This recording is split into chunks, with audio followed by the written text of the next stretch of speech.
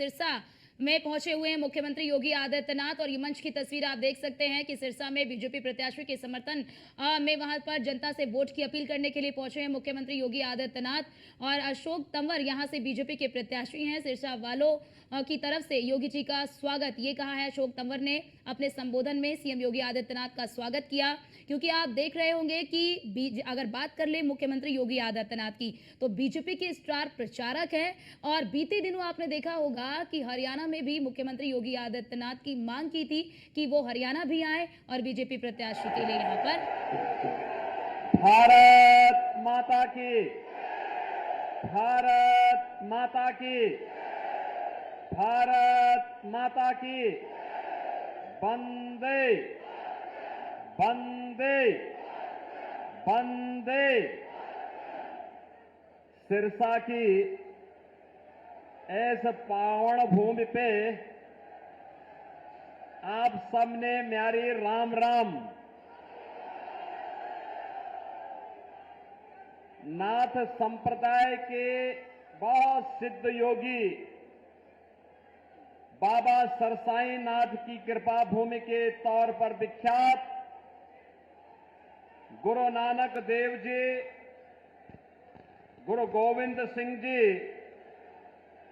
तथा साहबजादे अजीत सिंह की पावन स्मृतियों को सहेजने वाली इस पुण्य धरा को कोटि कोटि नमन करता हूं।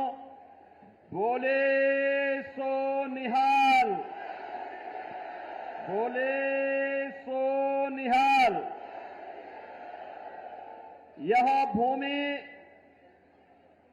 भारत की राजनीति के ताऊ कहे जाने वाले देवीलाल जी की भी कर्मभूमि रही है, जिन्होंने सिद्धांतों के लिए प्रधानमंत्री पद की कुर्सी को ठुकराया था। ऐसी पावन धरा को कोटि कोटि नमन करते हुए, जिस धरा ने महान किसान नेता और स्वतंत्रता संग्राम सेनानी सर छोटू राम जी को, सुर सम्राट पंडित जसराज जी को जन्म दिया हो, ऐसी पावन धरा को नमन करते हुए मैं आप सबका हृदय से स्वागत करता हूं, अभिनंदन करता हूं। मंच पर उपस्थित हमारे पूज्य संत श्री सौंदर्यनाथ जी, महंत श्री केशवनाथ जी, यहां की सांसद श्रीमती सुनीता दुग्गल जी,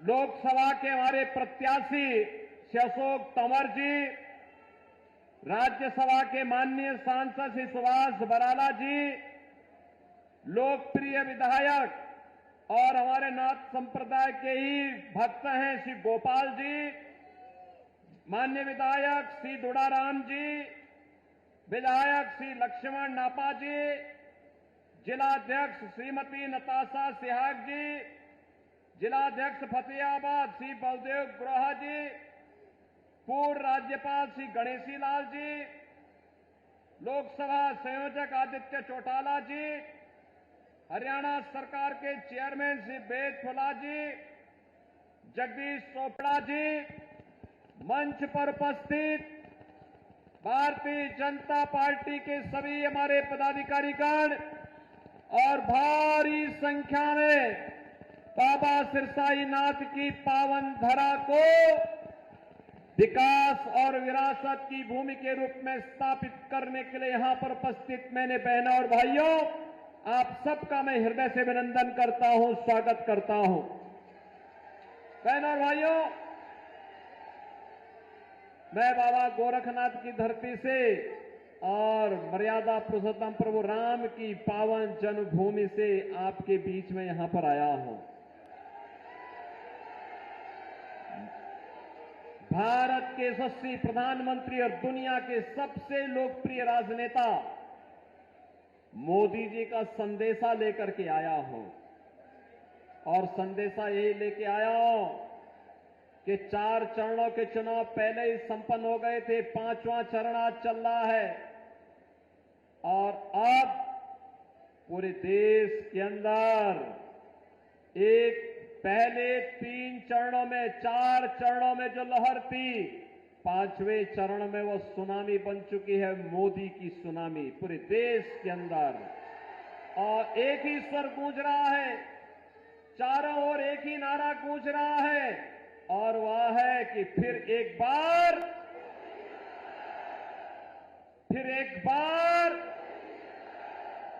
तीसरी बार,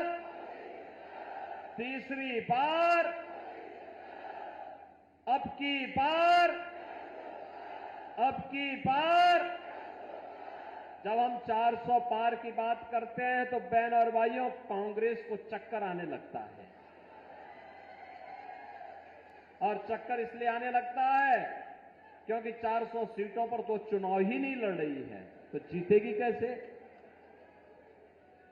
और इसीलिए तो मैं कह रहा हूं, जनता जनार्दन से जवाब देती है।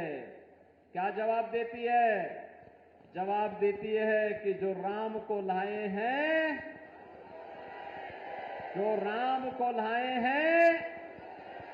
पूरे देश से एक ही आवाज है। और बहनों, और विरासत और विकास की अद्भुत संगम। अयोध्या में रामलला आ गए, और कांग्रेस को तो सत्ता की इतनी जल्दी थी कि करतारपुर साहब को ये भूल गई थी। और तो मोदी जी आए, तो मोदी जी आने के बाद करतारपुर कॉरिडोर के निर्माण के कार्यक्रम, क्या हम भारत को विभाजन की ओर ले जाएंगे क्या?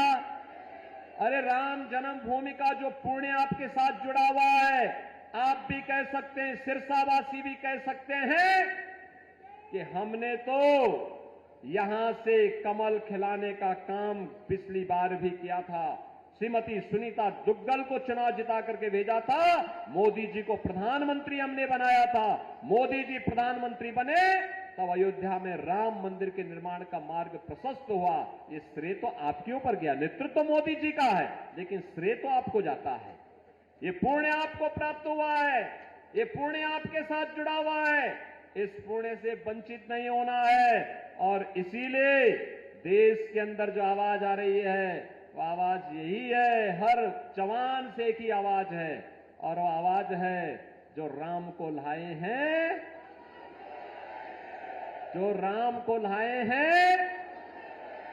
और राम को लाने वालों को फिर से देश की सत्ता सौंपनी है। सौंपने को तैयार हैं?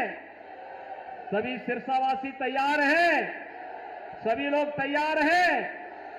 सहमत हैं?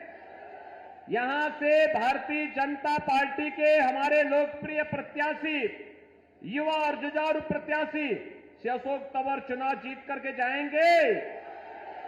लेकिन बहनों और भाइयों, आपके पास 5 दिन का समय, इन 5 दिनों में मोदी जी का संदेश घर घर पहुंचाएंगे।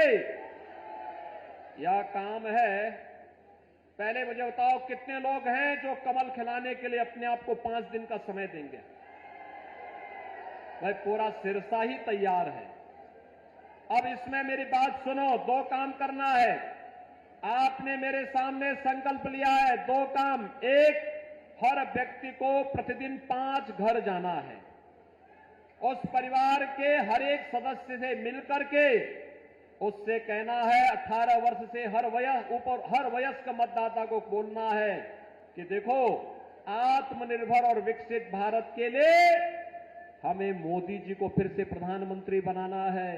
मोदी जी को प्रधानमंत्री बनाना है तो इसके लिए कमल खिलाना है। और श्री अशोक तंवर जब यहां से चुनाव जीत करके जाएंगे तो मोदी जी 400 पार के लक्ष्य के साथ जाएंगे, तो बहनों और भाइयों, सारी समस्याओं का समाधान करेंगे।